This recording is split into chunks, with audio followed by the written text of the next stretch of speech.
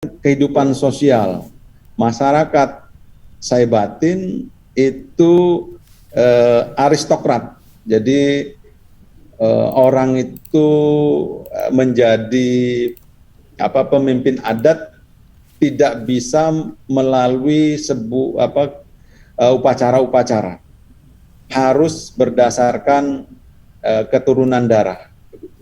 Kalau pepadun itu masih bisa tidak punya darah biru begitu bisa naik memiliki jabatan adat.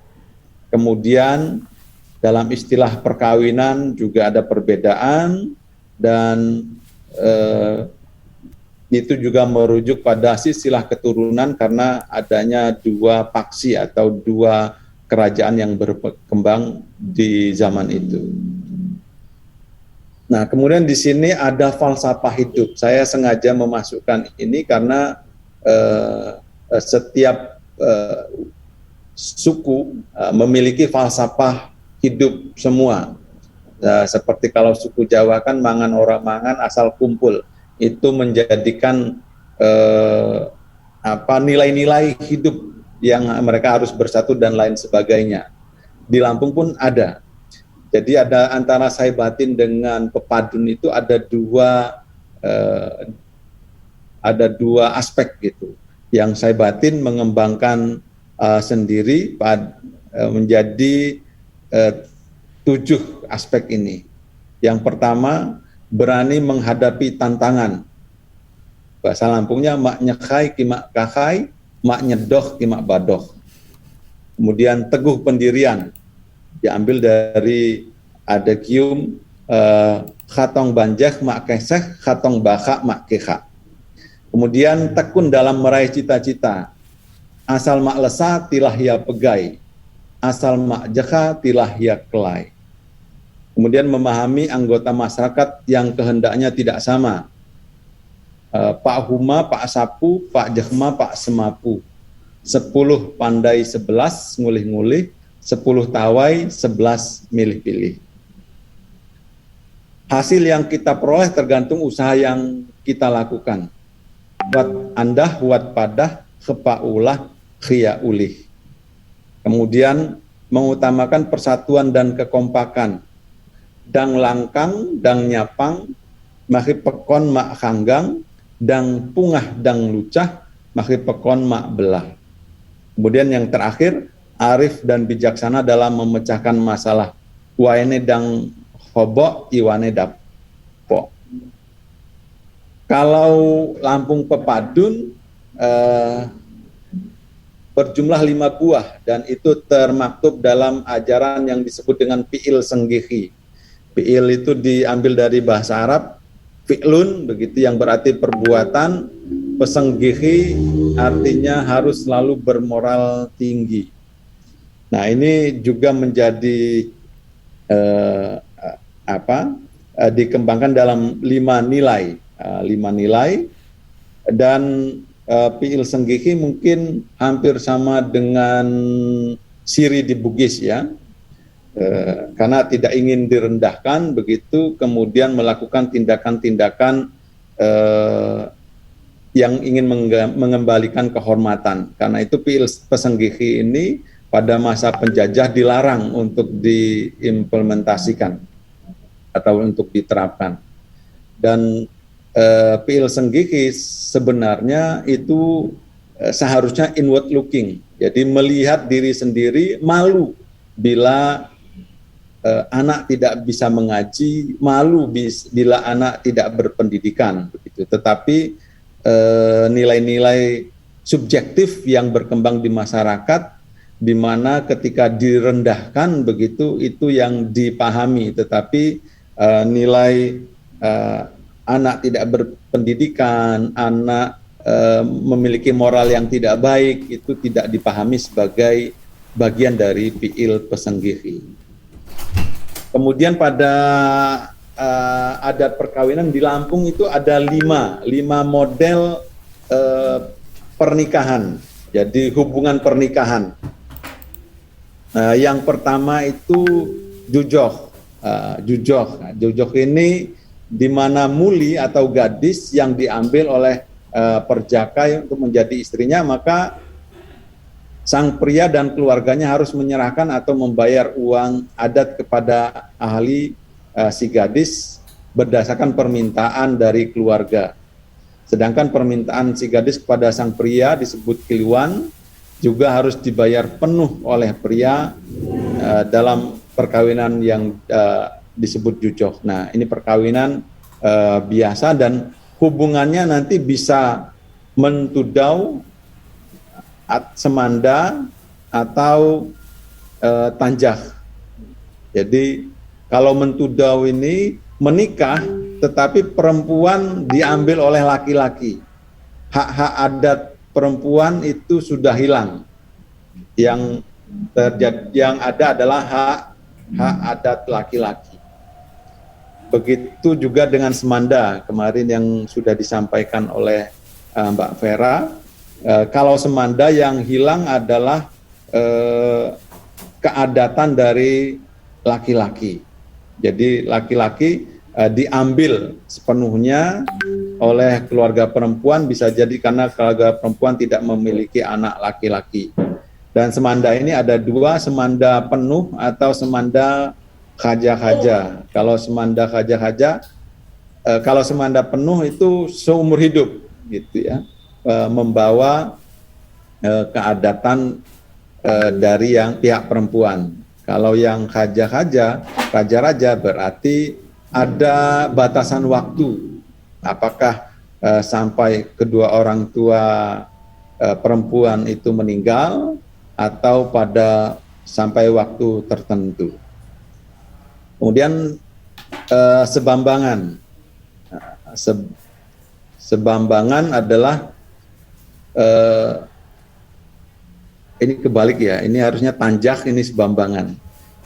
Tanjak ini status adat istri dan suami tetap ditegakkan. Kalau yang pertama tadi status istrinya hilang, yang kedua semanda, status perempuan laki-lakinya yang hilang.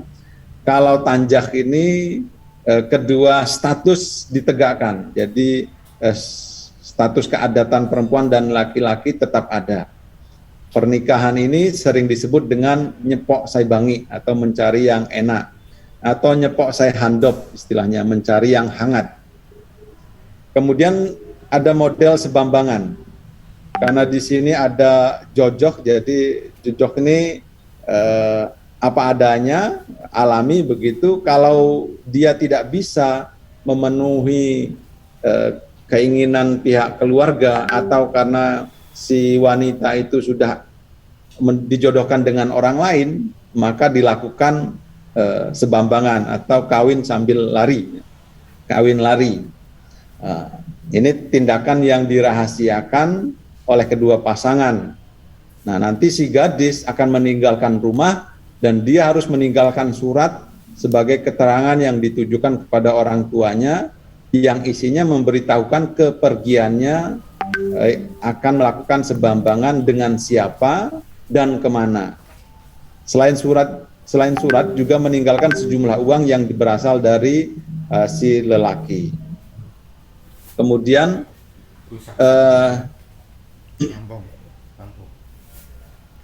bagi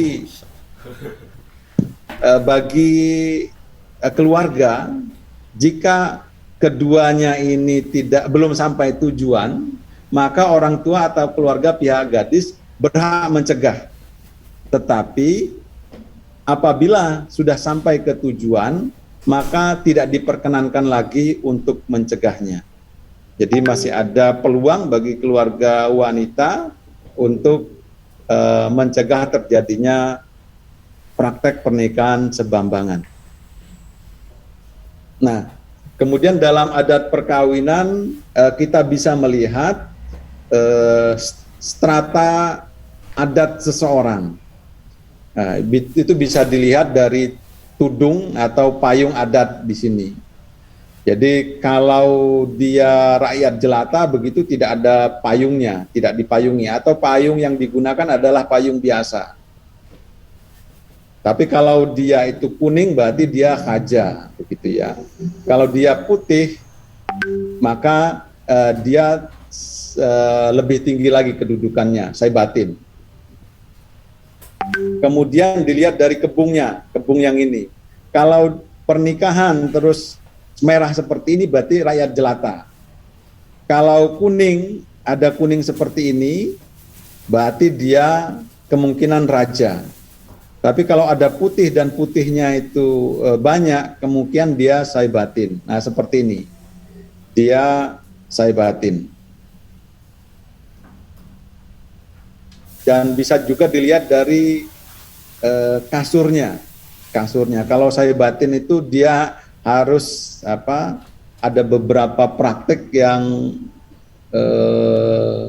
kalau paling tinggi itu pangehan atau sultan itu lapis ketujuh ya, lapis ketujuh berdasarkan siger. Maka kasurnya ini harus 7 lapis. Begitu juga sai batin dan sampai ke bawah. Kemudian selain adat di Lampung sama dengan kebudayaan yang lain ada tari-tarian. Salah satu tari yang terkenal ini tari Cangget ya, tari Cangget. Tari Cangget ini merupakan tarian adat Lampung yang paling terkenal. Kesenian ini banyak ditarikan oleh pemuda-pemudi setempat pada acara adat di Lampung sebagai pembukaan acara adat atau bahkan peresmian sesuatu. Tari ini sudah berkembang sejak masa penjajahan dan menurut catatan itu tarian pertama di Lampung begitu ya. Jadi tarian resmi mungkin. Kemudian maknanya adalah sebagai harapan di mana seseorang yang diberi gelar diharapkan dapat menjalankan kewajibannya dan menjadi panutan di lingkungannya. Hingga sekarang tarian ini masih banyak dibawakan pada acara resmi, keadatan, dan juga acara formal. Karena di Lampung itu ketika seorang menikah, maka dia orang tuanya diberi adok tuha, kemudian anaknya mewarisi adok atau posisi orang tuanya. Dan adok atau sebutan julukan itu ditentukan oleh Pakhwatin. Jadi ada pimpinannya yang menentukan. Jadi kalau orangnya itu umpamanya itu disesuaikan dengan orangnya. Orangnya itu bekerjanya serampangan, tidak pernah selesai. Nanti yang perempuan akan disebut mak mangkuk begitu. Atau yang nggak jelas sering pergi-pergi disebut mak bekhilo. Jadi artinya tidak pernah bisa diam atau tidak pernah bisa sempurna. Banyak orang yang diberikan adok gitu yang tidak menerima karena cenderung kadang kalau dia negatif maka adoknya itu mengarah sesuai dengan karakter yang dia lakukan sehari-hari.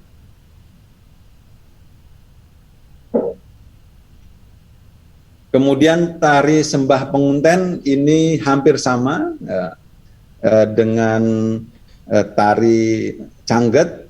Perbedaannya kalau tari Cangget itu awalnya dalam kegiatan-kegiatan adat. Kalau tari sembah pengunten ini lebih umum. Tujuannya adalah bagaimana tari ini bisa atau kegiatan ini bisa menciptakan harmonisasi dan penyatuan dalam perpaduan yang ada di Lampung atau yang ada dalam kegiatan tersebut, umpamanya kegiatan penerimaan tamu dan lain sebagainya. Kemudian ada tari bedana. Tari bedana ini salah satu tarian adat Lampung dengan perpaduan tradisional Japin Melayu yang kental dengan nuansa Islami yang ada di daerah Lampung. Tarian ini biasanya dibawakan pemuda dan pemudi berpasangan sebagai ungkapan rasa gembira dan sukacita. Nah, tarian ini juga menggambarkan budaya Lampung yang bersahabat, beragama, dan berbaur. Tarian ini pada awalnya ditampilkan saat salah satu keluarga atau kerabat yang khatam Al-Quran. Nah, jadi ada kegiatan tarian ini, karena kegiatan khataman itu biasanya dilakukan secara berkelompok. Namun sekarang tarian ini berkembang dan ditampilkan saat acara gebiar pesta rakyat, pernikahan, dan acara sambutan pembukaan suatu acara.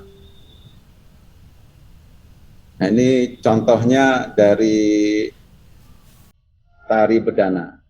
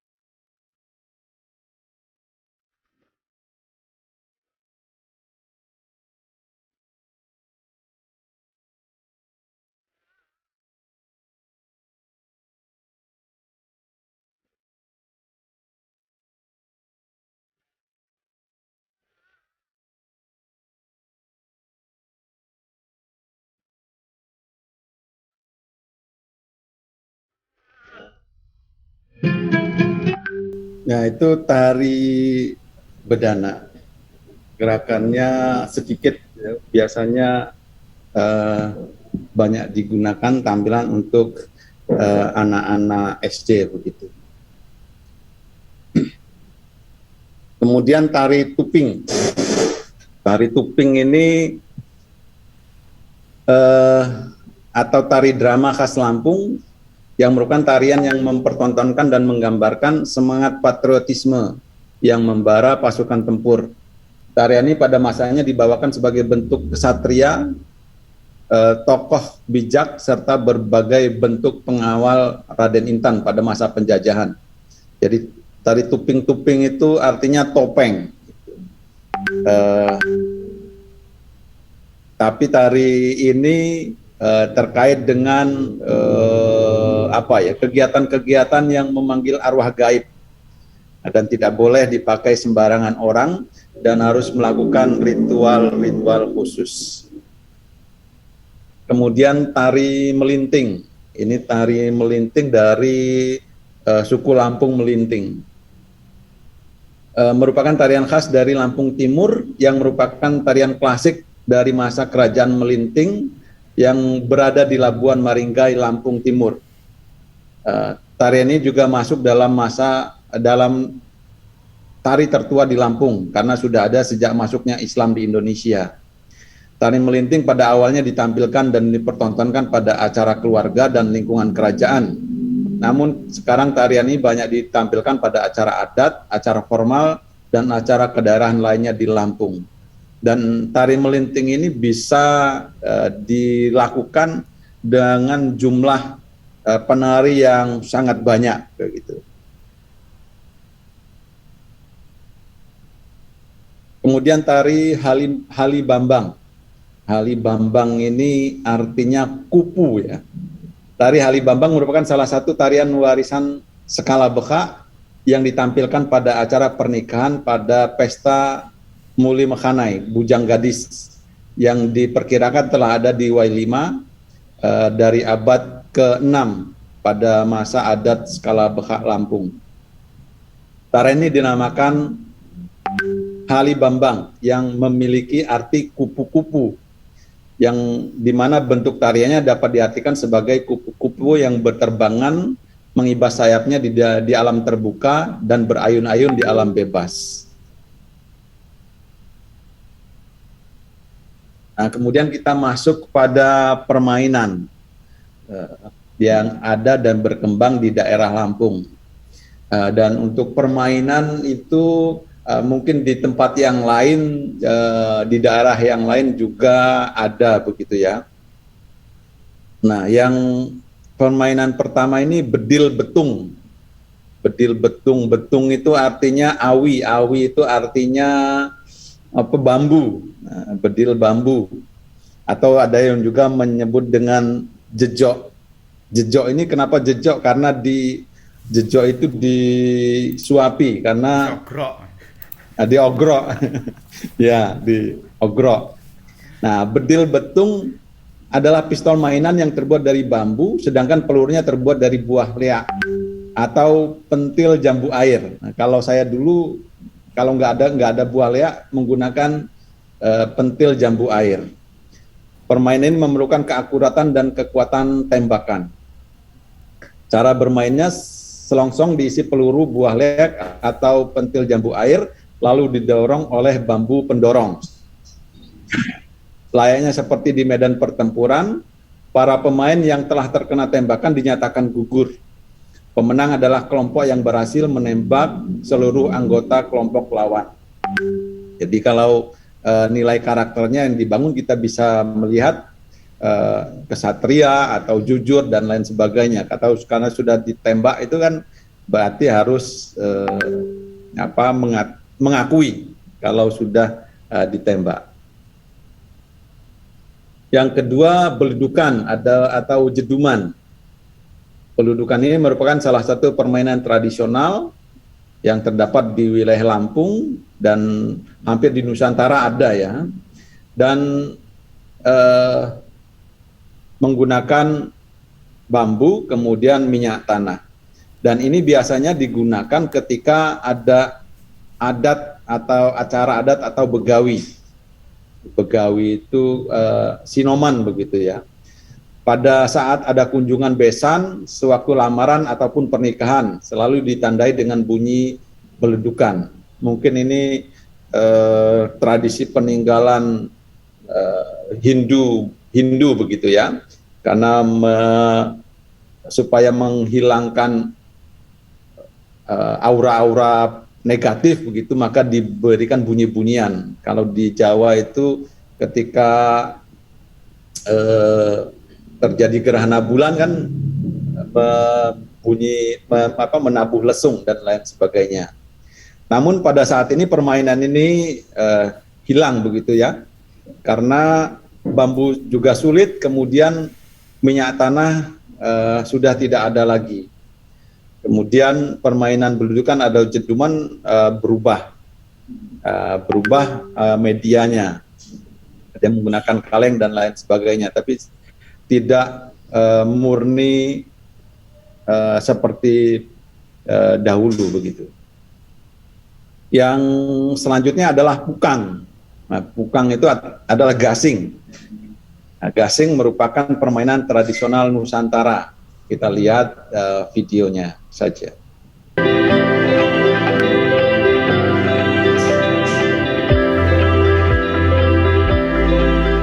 Sebuah permainan tradisional yang tetap menjadi primadona. Gasing, mainan tradisional lintas generasi. Gasing adalah permainan tradisional yang populer. Cara memainkannya cukup sederhana. Tali digulung pada gasing, lalu dilemparkan. Permainan ini dimainkan lintas generasi, dikenal dari zaman ke zaman.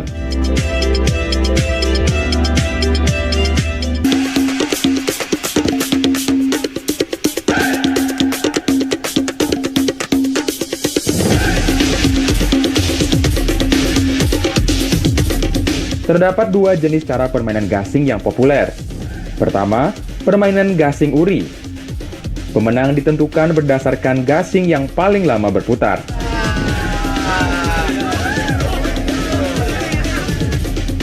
Kedua adalah gasing pangkah. Pemenang ditentukan setelah gasing diadu.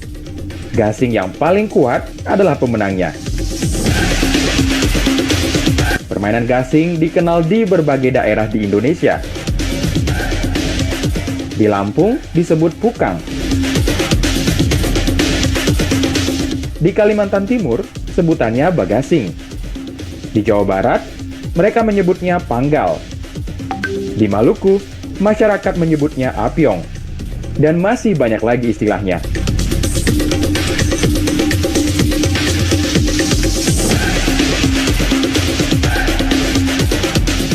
Terlepas dari berbagai sebutannya, permainan gasing dianggap mengingatkan kita untuk menjaga keseimbangan dalam menjalani kehidupan.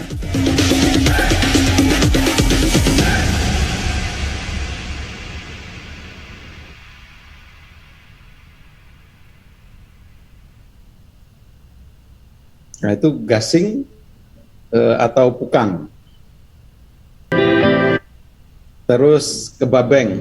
Kebabeng ini merupakan permainan tradisional yang dimainkan dengan ketangkasan dan keahlian memutarkan buah karet dengan kencang. Permainan ini dapat dijumpai di Kecamatan Abung Timur dan hampir seluruh Lampung begitu. Karena dulu transmigrasi pada 1905 oleh kolonial, itu yang ditanam adalah karet. Kebabeng atau permainan kebabeng lebih bersifat perorangan, namun juga dapat dimainkan secara berkelompok. Persaingan hanya dilihat dari ketangkasan dan keahlian pemain agar buah karet yang dimilikinya dapat berputar dengan kencang. Ini kebabeng. Kemudian ketehan. Ketehan itu artinya kitiran. Berasal dari Lampung. Permainan ketehan dimainkan oleh anak laki-laki, jumlah pemain 2 orang atau lebih, usia mulai dari 7 sampai 12 tahun. Masing-masing peserta menggunakan sebuah alat kitiran terbuat dari sebuah karet yang dilubangi dari atas sampai bawah. Besarnya lubang tersebut kira-kira sebesar paku senta. Ini baling-baling. Mungkin di tempat yang lain teman-teman sudah bisa mengimajinasikan ya. Saya cari videonya, tidak ada yang terkait dengan ketekan ini. Sebagai hukuman terhadap yang kalah, pemenang didukung atau digendong secara bergantian bersama-sama oleh pemain yang kalah. Kemudian pidak. Pidak ini merupakan permainan memecahkan biji karet. Permainan ini dimainkan paling sedikit oleh 2 orang, masing-masing memiliki sejumlah buah karet. Persaingan untuk menang ada dalam permainan ini. Caranya 2 buah karet yang ditumpuk kemudian dipukul dengan menggunakan tangan salah seorang pemain hingga salah satu buah karet yang ditumpuk itu pecah. Penentuan pemenang adalah apabila setiap pemain memiliki 10 buah karet, 6 diantaranya pecah, maka ia dianggap kalah karena hanya 4 buah karet yang biji karet yang tidak pecah. Sementara lawannya memiliki 6 buah biji karet yang tidak pecah. Apakah pidak ini berasal dari kata bahasa Jawa ya, diidak, tapi ini digunakan dipukul dengan tangan. Kemudian yang terakhir ngejala iwa. Ngejala iwa itu artinya menjala ikan. Nah, ini permainan ngejala iwa atau menjala ikan adalah salah satu permainan bergu yang dimainkan oleh sekelompok orang. Ada 2 regu dalam permainan, satu yang menjadi ikan dan regu yang lain menjadi yang menjala. Setelah dibagi 2 kelompok, maka juri menentukan batas kolam yang tempat bermain ngejala iwa ini. Kelompok ikan bebas berlari kemana saja untuk menghindari kelompok penjala. Kemudian kelompok penjala menangkap ikan dengan cara bergandengan tangan dan tidak boleh putus. Apabila salah seorang kelompok ikan yang ketangkap atau keluar kolam, maka dianggap mati dan harus bergabung dengan kelompok penjala. Ikan tidak dapat dijala apabila sempat duduk sebelum dijala. Permainan menjala ikan memiliki tujuan untuk meningkatkan kerjasama, kelincahan, kecepatan, saling interaksi satu sama lain, dan menciptakan strategi agar dapat menjala ikan yang banyak. Mungkin itu yang dapat saya paparkan. Kurang lebih mohon maaf, saya serahkan kembali ke Mbak Ulan. Oke, terima kasih Pak Al. Alhamdulillah keren sekali ya materinya hari ini, lengkap. Dari tarian hingga permainan tradisional. Baiklah, untuk termin 1 ini pembahasnya ada 2 orang, Mbak Indri sama Mas Berio. Ini yang mana yang mau duluan? Iya, Mbak Ulan. Silakan, siapa dulu? Mas Berio kayaknya ini Mbak Indri. Gak apa ya? Oke. Iya. Monggo Mas Berio. Nuwun Mbak Ulan, sangat menarik sekali ya tadi yang disampaikan Pak Al terkait budaya Lampung ini.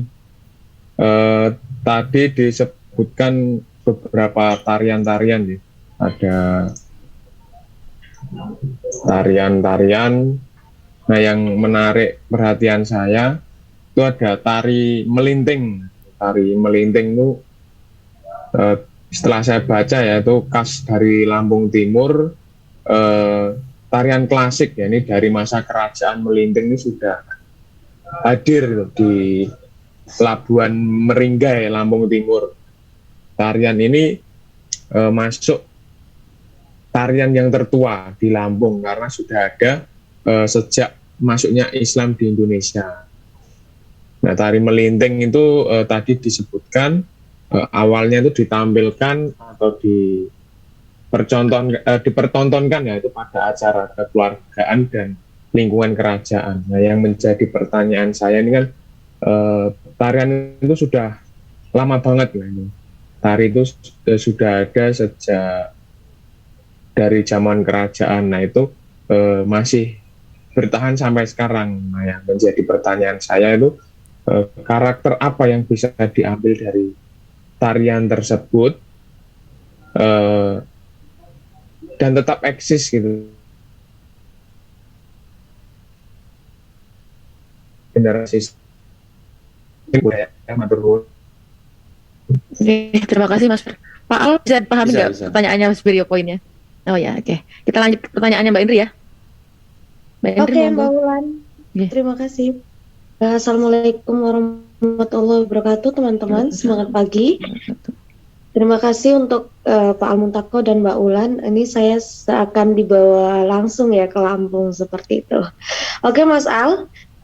Mungkin ada 2 pertanyaan di sini. Yang pertama, tadi saya membaca terkait tradisi pernikahan. Salah satunya ada jujor, seperti itu di Lampung. Di mana seorang gadis itu akan diambil secara diam-diam oleh pihak pria atau disebut kiluan. Dan di situ seperti ada Sulawesi ya, ada uang panek seperti itu, dan kemudian juga diwajibkan membawa 24 macam kue.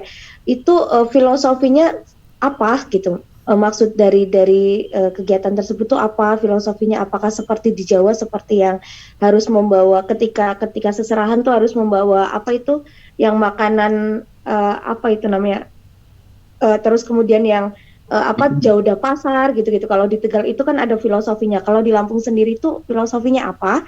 Terus yang kedua, kita kan mungkin sering melihat di sekolah itu yang diajarkan ke anak-anak itu kan biasanya lagu daerah, kemudian tarian daerah. Apakah permainan seperti tadi beledukan, gasing dan lain sebagainya itu juga diajarkan di kurikulum khususnya SD? Diajarkan apa tidak seperti itu? Terima kasih. Terima kasih Mbak Indri. Pak Al mau langsung dijawab? Oke. Ya, monggo. Jadi matur nuwun ya Mas Beryo dan Mbak Indri. Kalau kita melihat tari melinting, kalau klasik itu kan hanya dimainkan oleh keluarga kerajaan. Nah, jadi tari melinting ini menunjukkan keperkasaan, kebanggaan akan klan begitu. Kemudian hanya dilakukan oleh yang anak dari penguasa itu. Jadi pangeran-pangeran lah begitu. Nah, dan itu dilaksanakan secara bersama-sama. Nah, kalau kita melihat nilai karakter di sini, bahwa di sini ada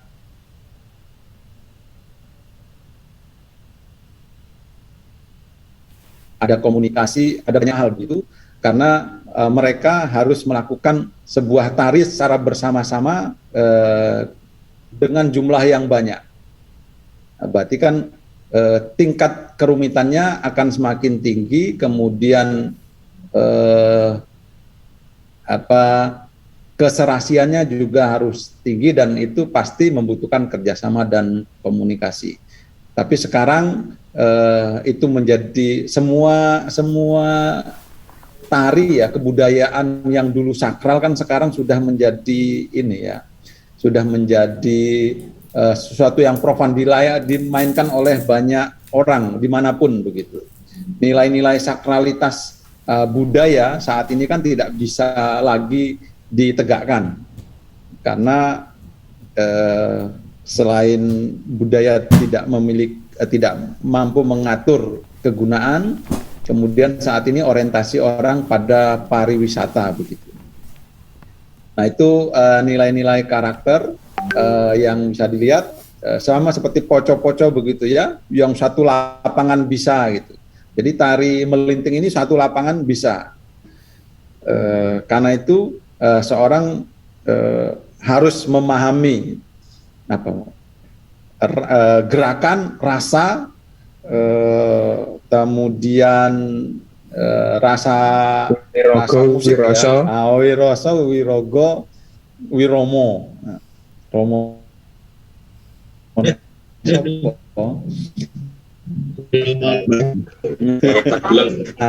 Nilai-nilai itu harus masuk semua. Nah, oke. Kemudian Mbak Indiana, di Lampung itu ada dua jenis pernikahan, yaitu tadi saya nyebutnya 5 ya, harusnya itu 2 kemudian tiga dibagi 2, 2 kemudian terbagi 3. Maksudnya yang pertama itu jujur, yang kedua sebambangan. 1 kawin baik-baik, yang 2 kawin lari. Nah, jojok itu kan kawin jujur, datang, menyerahkan, mampu melakukan, terus kawin, gitu kan. Kalau sebambangan diambil, ajak lari, kawin, gitu kan. Nah, setelah kawin itu ada 3 pola dalam hubungannya, yaitu mentudau, jadi yang perempuan menjadi haknya laki-laki, keadatannya itu. Kalau hubungan kekerabatan tidak hilang, hubungan adat yang hilang. Kalau umpamanya dulu saya di bawah raja saya adalah Pak Abduh begitu ya, terus saya menikah dengan Mbak Vera umpamanya gitu, milih-milih. Mbak Vera itu di bawah kekuasaan rajanya Mas Berio. Maka Mbak Vera ketika ada kegiatan, Mas Berio ada kegiatan, tidak berhak mengundang Mbak Vera. Nah, karena Mbak Vera ikut saya gitu, ikut ada. Ngambek. Maaf Gus. Nah, salah ngomong. Nah, kalau Semanda, saya diambil Mbak Vera, dibawa ke rumahnya, ikut garis adatnya Mas Berio. Pak Abdu saya tinggal, sudah tidak punya hubungan keadatan lagi, begitu. Nah, kemudian yang ketiga tanjak. Kalau tanjak itu saya masih anggotanya raja saya masih Pak Abdu, Mbak Vera rajanya masih Mas Berio, sama-sama tetap diundang begitu, tetap diakui sebagai anggota adat, tidak hilang keanggotaan adatnya. Jadi kalau Mbak Vera diundang begitu saya ikut begitu ya. Ya namanya juga suami istri gitu, harus ikut kemanapun. Contohnya. Nah kemudian kalau kita lihat mengapa hampir di semua tempat itu selalu ada sebambangan ya, kawin lari ya. Karena pertama di semua daerah mesti ada syarat-syarat pernikahan, syarat-syarat pernikahan, penaik ya kalau bahasanya Bugis, macam-macam. Semakin orang tidak suka itu semakin ditinggikan gitu ya. Selain karena dia umpamanya kalau di Lampung itu kalau PNS itu minimal 50 juta penaiknya gitu loh. Wow, golek yang Jawa ae. Orang nganggo 50 juta. Ngeri. Nah, semakin dia punya kemudian dia berasal dari keluarga terpandang gitu, tambah lagi begitu. Nah, itu yang menyebabkan itu yang menyebabkan orang harus kawin lari, dan syarat-syarat yang dibawa itu bermacam-macam, tapi tidak saya kemukakan. Dalam adat begitu ya, salah satunya dalam adat. Dalam adat itu kalau dalam saya batin itu namanya ngunduh mantu. Jadi yang perempuan dibawa ke tempat laki-laki kemudian diacarakan. Acaranya itu biasanya 3 hari 3 malam. 3 hari 3 malam, setiap malam itu ada kegiatan dan ada yang namanya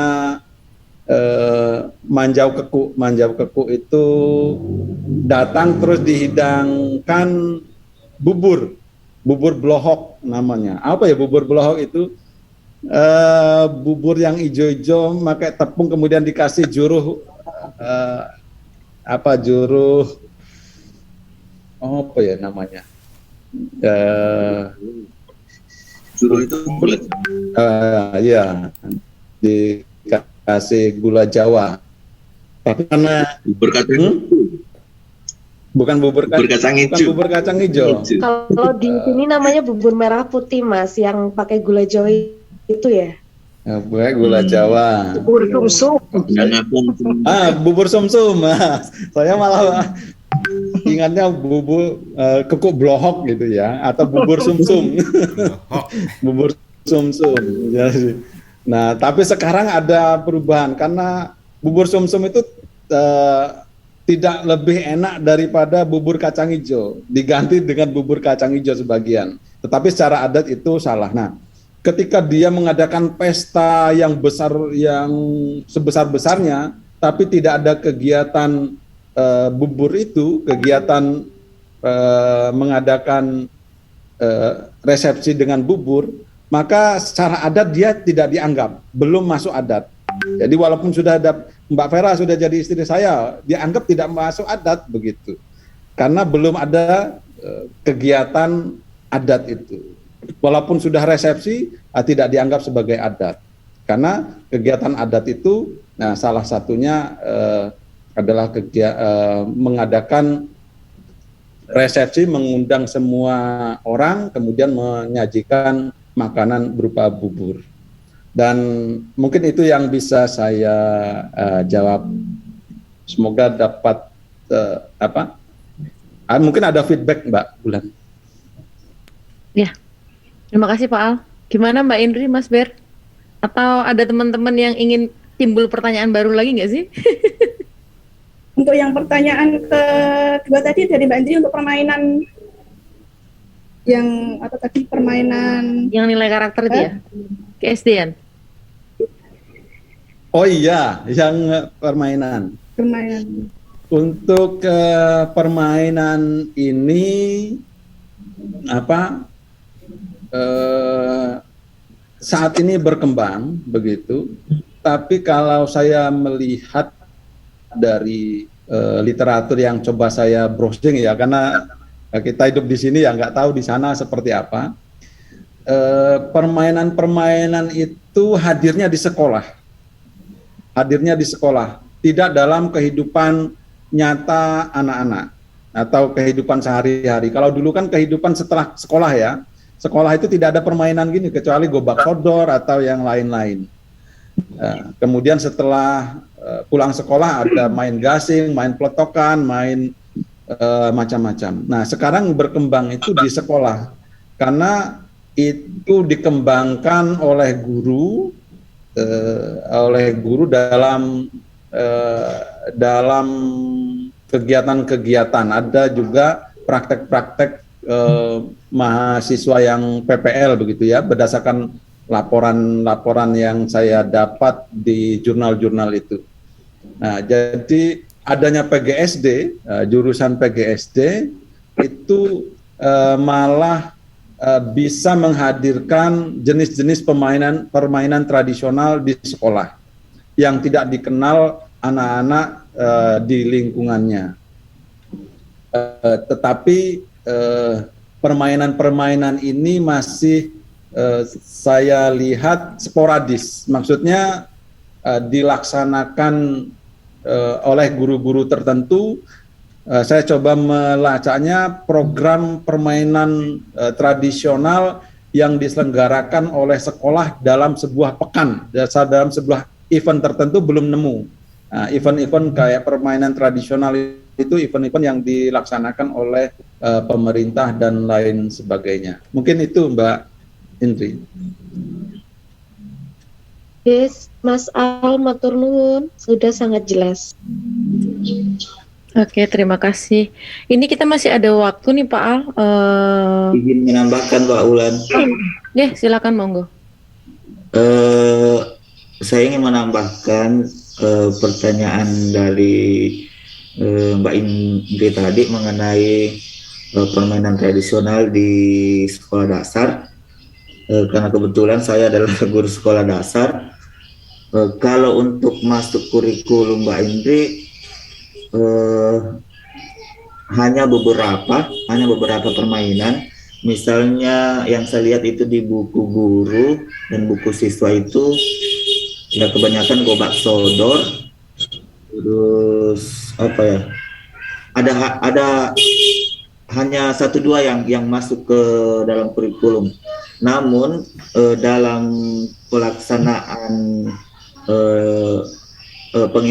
implementasian di sekolah itu sebenarnya tergantung dari ini sih, dari gurunya, bagaimana dia memodifikasi pembelajaran sehingga dia bisa mengintegrasikan permainan tradisional itu ke dalam pembelajarannya.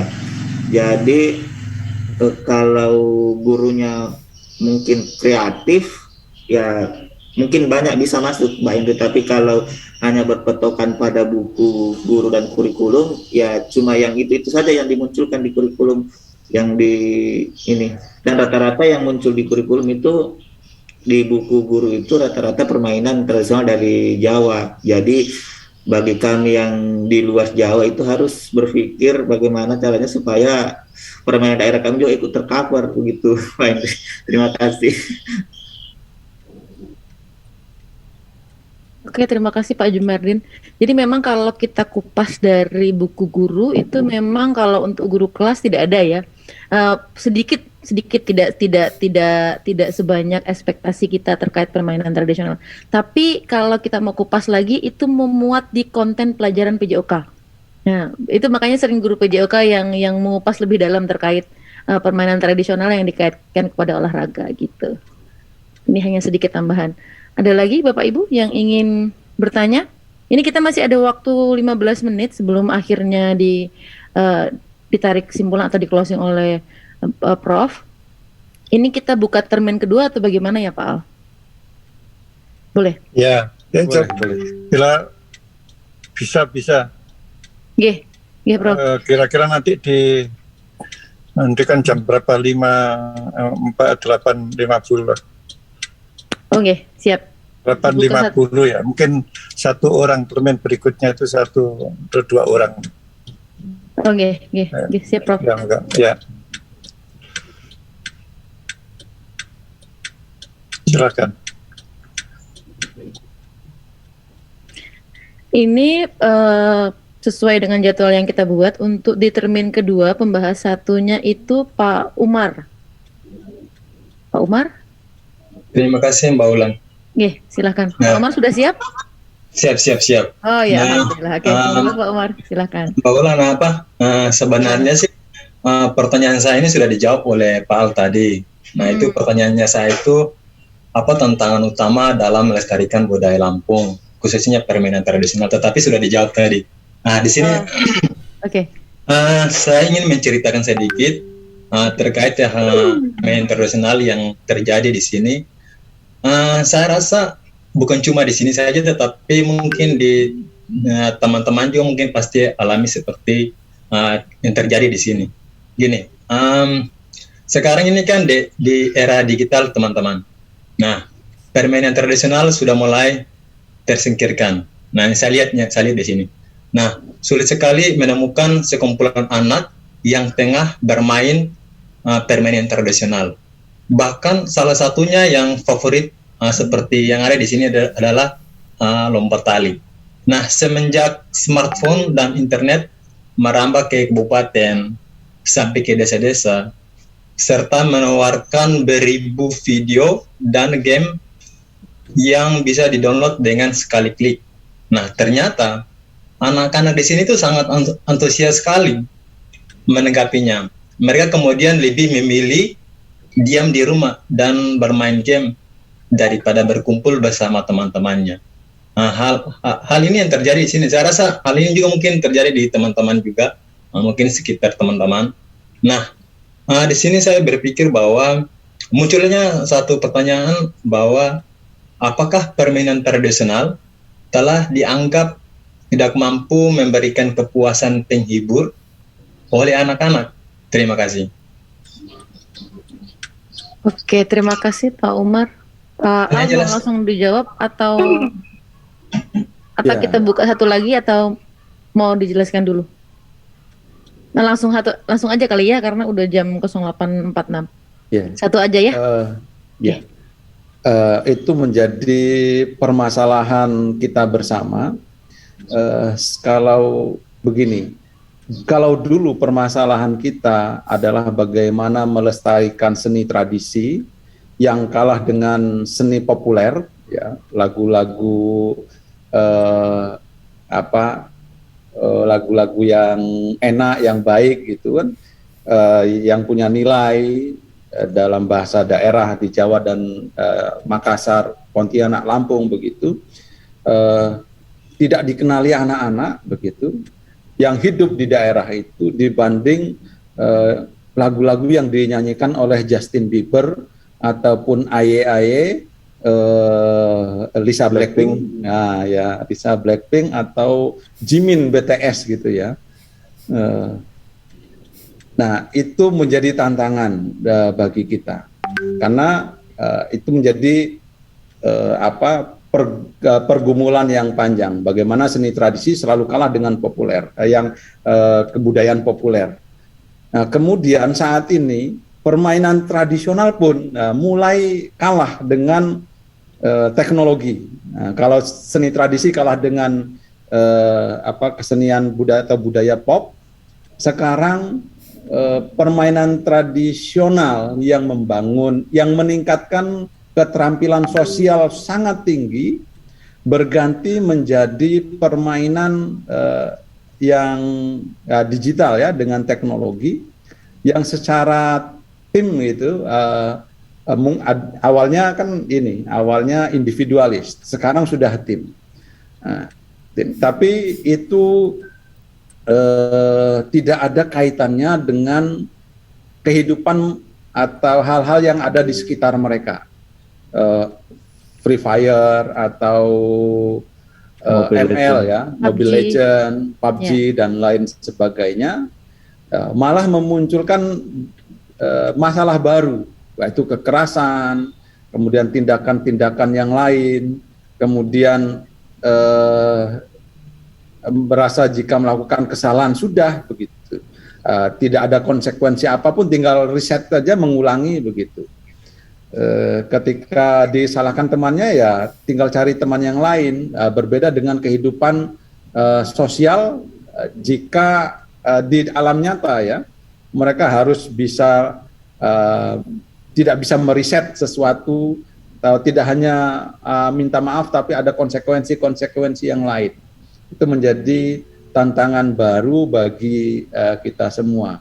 Mungkin pembelajaran seni tradisi, kemudian permainan tradisional di sekolah menjadi salah satu cara untuk mengenalkan nilai-nilai budaya atau permainan-permainan tradisional bagi anak-anak yang mungkin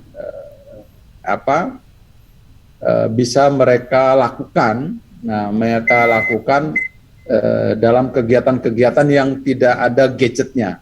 Mungkin di rumah mereka. Kalau umpamanya begini, kalau terjadi musibah force major atau lain sebagainya, tidak ada internet, tidak ada layan listrik, kan permainan tradisional itu yang hadir dan digunakan untuk healing atau memperbaiki mental mereka karena ada musibah itu. Ya, mungkin mereka mengetahui di sekolah, kemudian ketika ada peristiwa-peristiwa seperti itu, mereka bisa minimal tahu, atau ketika menjadi relawan mampu menghadirkan permainan-permainan itu untuk dihadirkan pada anak-anak di sana. Mungkin begitu Bu Ulan. Oke, terima kasih Pak Al. Oke, tapi kalau kita telah kembali, kayaknya mau memisahkan anak-anak dengan gadget untuk saat ini tuh sulit sekali ya Pak. Memungkinkan nggak sih sebenarnya malah kita menemukan atau merancang sebuah aplikasi game serupa tapi isinya terkait permainan tradisional gitu ya. Mungkin akhirnya membuat jatuh cintanya dulu dari situ, anak-anak tuh mengenal ternyata seru juga nih permainan tradisional gitu. Karena kayaknya sulit sekali untuk melepaskan anak dari gadget di saat kondisi seperti ini gitu, sangat-sangat sulit banget gitu rasanya. Oke, terima kasih Pak Al. Boleh menambahkan, Bu? Silakan Teteh. Sebenarnya itu tadi yang dipaparkan Pak Umar untuk membiasakan anak, itu sebenarnya kita bangun kepada kita buat kurikulum di rumah aja dulu. Misalnya kan kita kalau nunggu gadget dengan permainan tradisional sehingga anak bisa menikmati itu gitu, mengaplikasikannya itu menunggu waktu. Tapi langkah yang paling cepat adalah bagaimana setiap keluarga membuat kurikulum tersendiri buat anaknya agar peran serta pembangunan karakter permainan karakter di rumahnya dalam keseharian, menekankan itu pola permainan di game secara langsung gitu. Iya, dimulai dari keluarga ya. Iya, betul. Itu aja. Terima kasih. Iya, terima kasih Teteh. Ya, jadi memang kalau kita kaitkan dengan materi kemarin bahwa agen sosialisasi pertama dan utama adalah memang keluarga. Namun kembali lagi karena kadang-kadang juga tidak semulus yang direncanakan ya Teh. Maksudnya kadang-kadang orang tua, kita sendiri kadang-kadang menjadi orang tua sudah membuat seperangkat peraturan, terkadang dengan kesibukan sedikit melalaikan hal tersebut. Itu yang kadang-kadang membuat sedikit sulit mencapai tujuannya. Nah itu makanya. Iya. Oke. Baiklah kalau begitu Pak Al, terima kasih atas penyajiannya hari ini. Pak Umar, Mbak Indri, Mas Berio, Teh Sutina, terima kasih atas pertanyaannya hari ini. Saya kembalikan kepada Prof. Wahab. Baik, terima kasih. Ini sambil mendengarkan di dalam perjalanan. Sorry. Pokoknya yang penting dari satu tempat ke tempat yang lainnya ini ke puskesmas atau rumah sakit di kecamatan ini, Prambanan. Baru dia nggak jalan karena takutnya nanti di sana kena kuota nggak bisa lagi. Baik, terima kasih Mas Askom ya.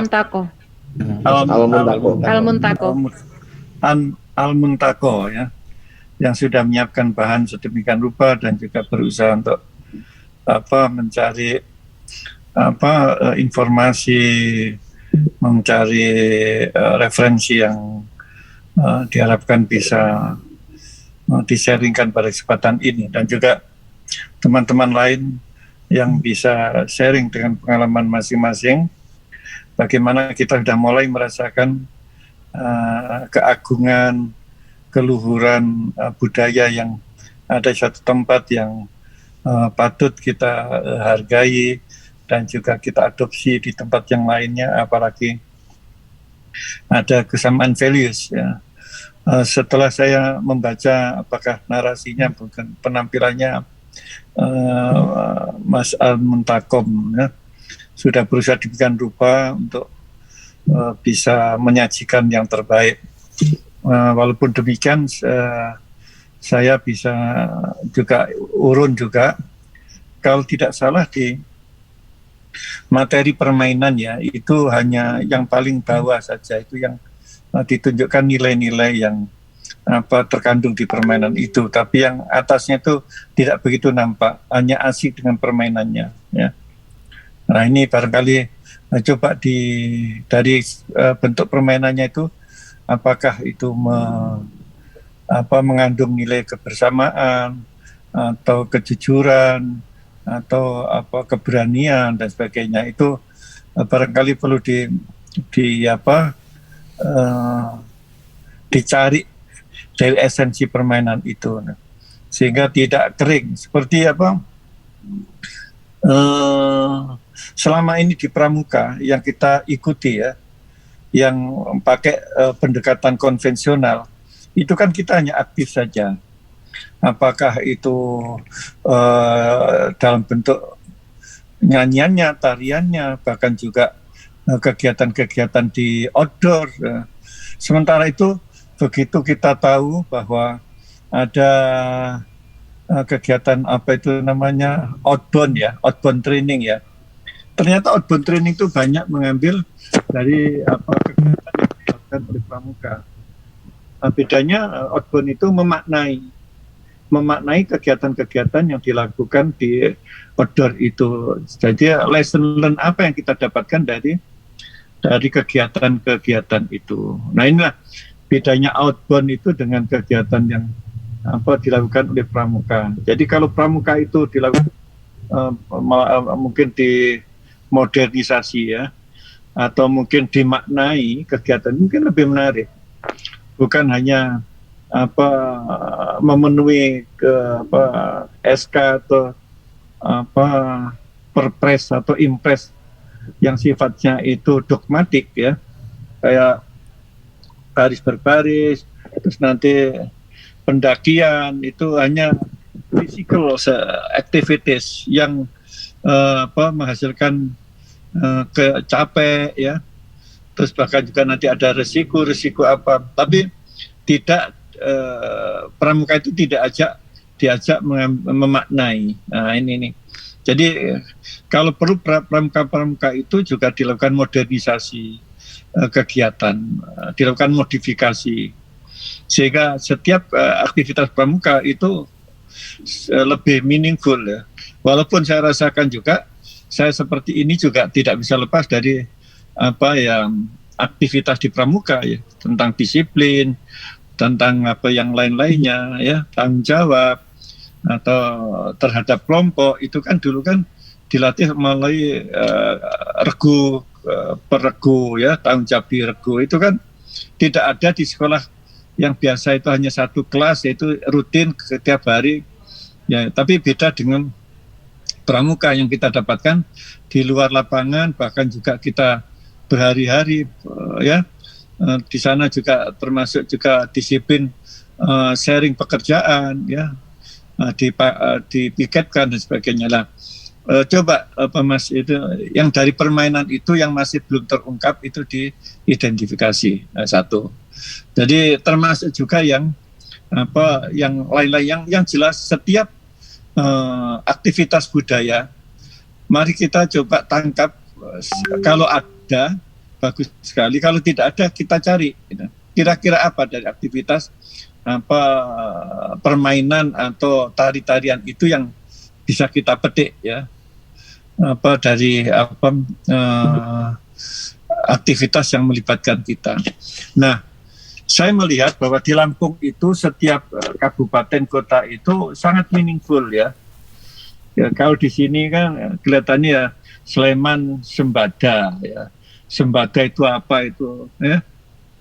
Macam singkatan macam-macam lah itu. Kadang-kadang Jombang beriman, terus B-nya itu apa, E-nya itu apa, R-nya itu bersih, indah, nyaman, bro. Bersih, indah, nyaman. Bersih ya, bersih, indah, nyaman itu ya, ada yang itu ya. Nah ada lagi di sana katakanlah yang saya bisa dapatkan, coba itu dicari Mas apa jenis? Mas Al, Prof. Mas Al Atmanto. Itu ada Sai Bumi Ruwajurai. Itu semboyan untuk Lampung, satu provinsi. Artinya satu bumi dua jiwa. Nah itu apa itu? Jadi ada lagi yang sebentar. Ragom Gawi itu Bandar Lampung. Ragom Gawi, ragom itu kagum berarti kompak, bersatu bersama-sama. Gawi itu bari kerja. Jadi kerja dengan kompak, bekerja dengan kompak. Jadi orang ini nih nilai-nilai itu dianggap sesuatu yang baik di Bandar Lampung. Nanti di Lampung Selatan itu ada Ragom Gawi. Sebenarnya mufakat dulu kok tadi. Ragom mufakat sebenarnya. Berarti suka bermusyawarah untuk menuju mufakat. Jadi itu berarti menggambarkan sila yang nomor 4. Lampung Barat itu ada Beguai Jejama. Berarti bekerja bersama dan bergotong royong. Ada kebersamaan dan kesetaraan. Nah, ini kan menarik. Jadi ternyata di sana kelompok kebersamaan itu sesuatu yang sangat dijunjung tinggi di masyarakat Lampung, khususnya di daerah tertentu, yaitu di Lampung Barat.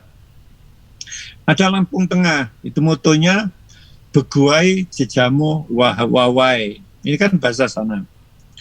Beguai berarti bekerja atau berbuat sesuatu untuk kepentingan masyarakat. Ini kan tetap saja tidak menunjukkan kepribadian yang individualis, ya, yang egois. Tapi bagaimana masyarakat itu terbangun yang siap untuk berkontribusi bagi masyarakat. Lagi di Pesawaran, ya, Kabupaten Pesawaran, Andan Jejama. Andan berarti memelihara atau menjaga dengan baik. Jejama artinya bersama-sama. Jadi menjaga daerahnya bersama-sama dengan baik. Kan menarik, memelihara atau menjaga dengan baik secara bersama-sama.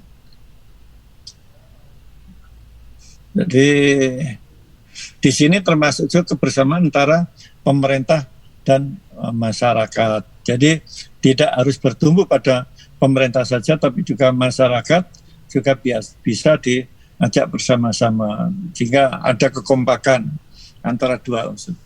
Lampung Timur, Bumai Tuah Bepadan, yang memiliki arti daerah yang selalu memberikan kemakmuran bagi masyarakat apabila segala keputusan diambil itu dengan cara musyawarah atau mufakat. Jadi kan mengikat.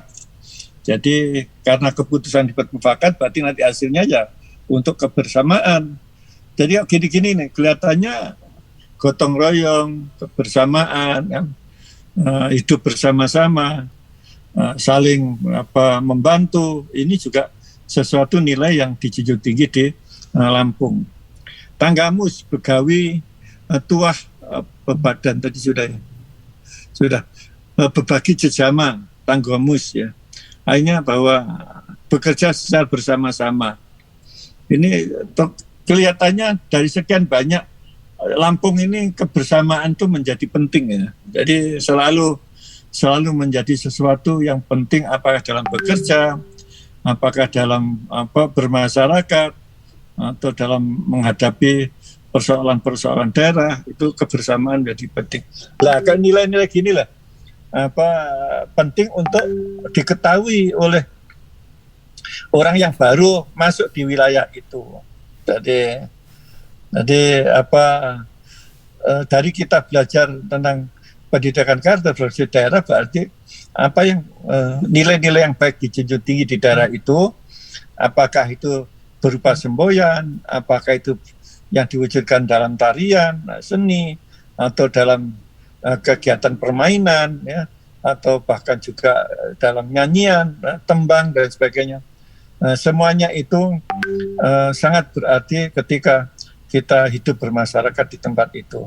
Bahkan juga bisa beyond Lampung atau beyond daerah itu, yang tidak hanya untuk kepentingan di daerah itu, tapi juga untuk kepentingan masyarakat di luar daerah itu. Bisa saja terjadi ada nilai-nilai yang dibangun di suatu tempat itu. Nah, inilah barangkali kekayaan nilai yang patut diketahui dan juga difahami, dan juga akhirnya kita bisa ikut bersama-sama mengimplementasikan nilai itu. Jadi insya Allah kalau dalam bahasa Padang itu ya, Minangkabau atau Melayu, di mana kita berdiri, di situ di mana kita berpijak, di situ langit dijunjung. Apa itu namanya? Ya Mas tadi, di mana kita berpijak, di situlah langit dijunjung. Langit dijunjung ya. Kita harus bagaimana menghormati orang sekitarnya itu. Ya seperti saya secara tidak langsung ya, saya tidak merasa minder ya dari Jombang sebagai pendatang. Saya tidak minder sebagai alumni Bandung yang di tengah-tengah mayoritas alumni IKIP Jogja, UNY. Dan saya juga sebagai orang NU di tengah-tengah orang Muhammadiyah gitu. Jadi tidak boleh menyalahkan hal yang seperti itu. Kita harus bisa tunjukkan kita bisa diterima oleh masyarakat mayoritas, gitu lah, ya. Kita jangan sampai menyalahkan masyarakat mayoritas kok dipinggirkan, kita didiskreditkan. Itu kan sering ya, kan umum ya. Dan masuk akal seakan-akan. Padahal kalau balik ya sebagai minoritas ya harus tahu dirilah, ya, menyesuaikan diri tanpa harus mengorbankan jati dirinya. Kan itu lah. Kan sangat menarik itu. Jadi tidak harus kita mengorbankan identitas kita, tetap kita jaga tanpa harus hancur di situ dalam rangka kita menghargai orang yang ada di situ. Kita tetap bisa berbuat sesuatu. Caranya apa? Ya caranya kita kalau kerja datanya lebih awal, ya Mas Anta. Nanti pulangnya paling akhir. Jadi kita sudah menang itu ya. Orang belum bekerja untuk kantor, kita sudah bekerja. Ya. Yang di luar paketnya. Orang sudah pulang, kita masih bisa bekerja. Entah itu ngecek pintu-pintu yang sudah digemboi atau apa. Atau air itu apakah masih mancur, ya toh?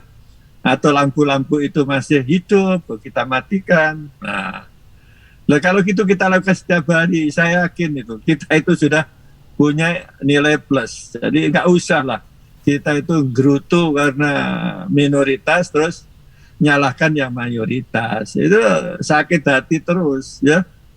Dan untuk ini saya sudah 65 ya. Anda itu adik saya jauh ya. Saya itu ingin bagi-bagi itu. Saya bukan nyombongkan diri, tapi ini sudah saya lalui, sudah saya praktekkan hidup dengan cara seperti itu ya sangat positif walaupun ya tidak selamanya ya bukan post power syndrome ya. Setelah selesai itu ya orang lain nggak menganggap ya udah apa-apa, jangan sakit hati. Jadi minta untuk disanjung-sanjung nggak usah lah, saya udah kembali sebagai rakyat biasa. Cuma kadang-kadang kalau ada orang yang keterlaluan ya untuk sakit juga ya. Wah, ini kok mentang-mentang jadi sebagai orang besar kok kebablasan gitu lah. Sudah nggak ada toleran ya. Kalau keterlaluan ya kita juga sabar-sabari wong ya kayak sidik, tapi nggak usah dimasukkan hati. Jadi bukan berpura-pura nanti dikira wah idealis, walaupun gitu diam aja ya. Kadang-kadang juga kok iso gitu. Wong dulu ya jadi prajurit begitu ya, muntuk-muntuk kalau ketemu saya gitu. Wah pokoknya nggak pernah tidak muntuk-muntuk. Sekarang udah jadi pejabat itu ndangak terus. Nah seperti itu. Bahkan juga kalau perlu nendang gitu. Nah ini yang nggak bagus. Itu berlebihan menurut saya. Nggak usah begitulah. Jadi tapi tetap sabar. Untuk apa sih? Dia sedang menikmati keagungan jadi pejabat misalkan ini. Ya kita tinggal lihat aja, wait and see saja. Mudah-mudahan nggak kepleset gitu. Nanti kalau kepleset terlalu merasa menikmati jabatan, ya kasihan gitu. Karena kita juga sudah banyak melihat orang-orang yang lupa diri ketika jabat itu, tahu-tahu ada yang belum sampai jabatan selesai sudah ketangkap. Ya. Ada yang mungkin sampai akhir jabatan selesai, tahu-tahu ada temuan baru, ya, tidak bisa mempertanggungjawabkan. Ya. Sudah menikmati pensiun, tapi harus disekolahkan ke Sukamiskin. Nah ini kan repot ya.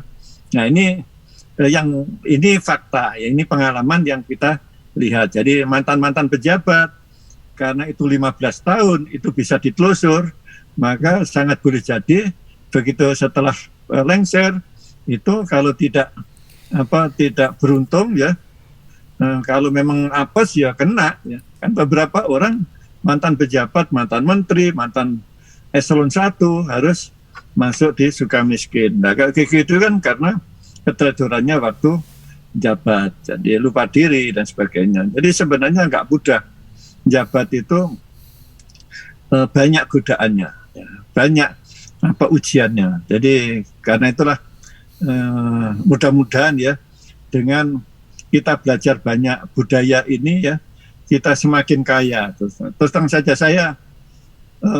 saya berharap sekali Anda kuliah ini tidak semata-mata kognitif, tapi mulai masuk pada sikap atau nilai-nilai yang pantas untuk bisa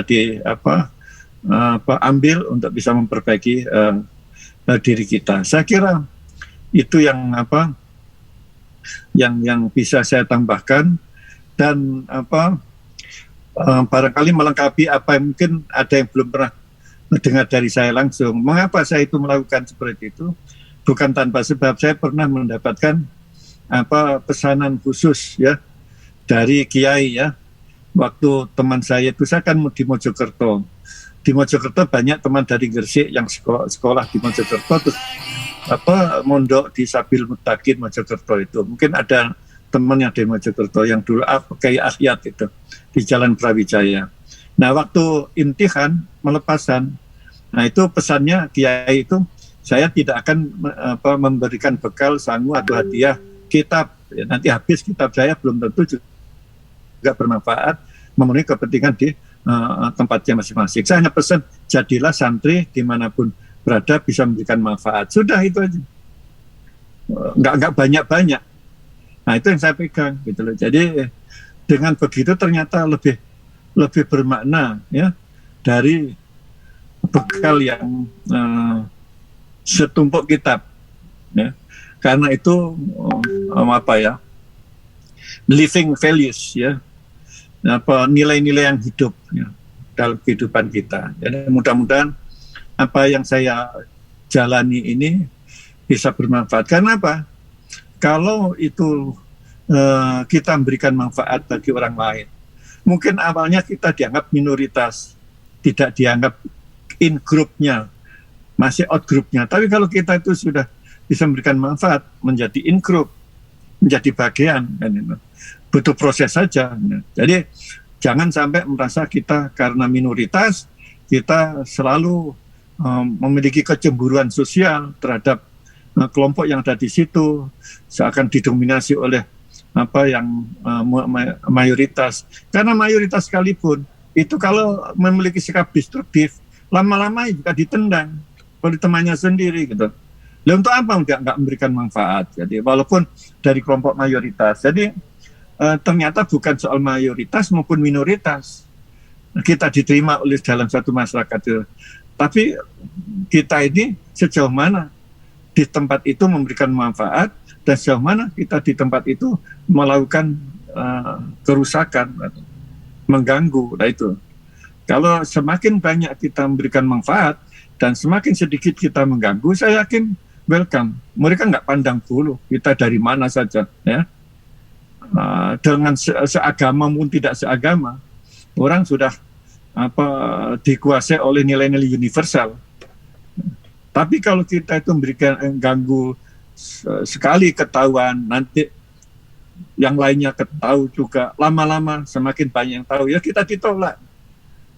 Kecuali kalau kita segera merubah diri untuk memperbaiki diri. Tapi kalau selama itu menjadi karakter kita, saya jamin itu jangan berharap bisa diterima dan bisa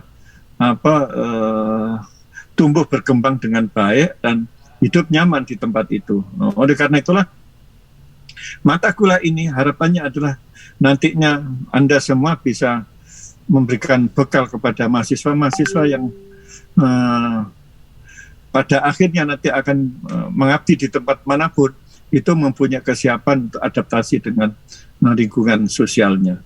Saya kira itu yang bisa saya berikan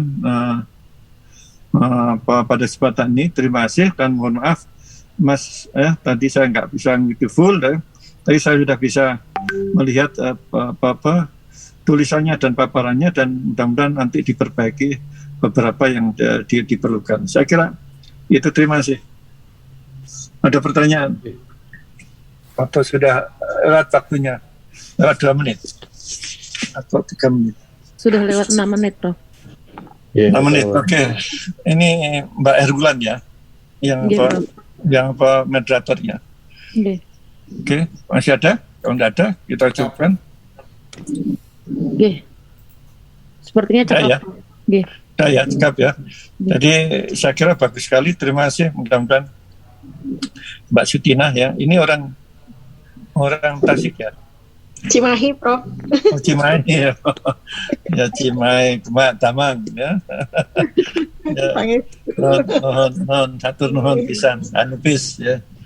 Ya, terima kasih semuanya dan mudah-mudahan hari ini kita dapat pelajaran banyak yang mudah-mudahan bisa kita secara kognitif kita bisa tambah ilmu dan secara ya non intelektual kita bisa memperbaiki pribadi kita menjadi lebih baik. Dua hal-hal tertentu. Terima kasih untuk semuanya ya. Ya, Prof. Terima kasih, Prof. Saya mohon maaf saya tidak bisa full ini karena saya harus ngurus kesehatan. Oke, semoga lekas sehat kembali, Prof. Oke, Prof. Terima kasih. Sehat selalu. Ya. Dan itu saya kirim itu kumpulan tulisan saya itu barangkali ada manfaatnya ya. Insya Allah. Ya, Pasti ada soft manfaat. Ya, amin. Terima kasih. Mari kita akhiri dengan berdoa bersama-sama. Berdoa mulai. Alhamdulillah. Oh, terima kasih. Assalamualaikum warahmatullahi wabarakatuh. Waalaikumsalam warahmatullahi wabarakatuh. Nuhun, Prof. Terima kasih ya.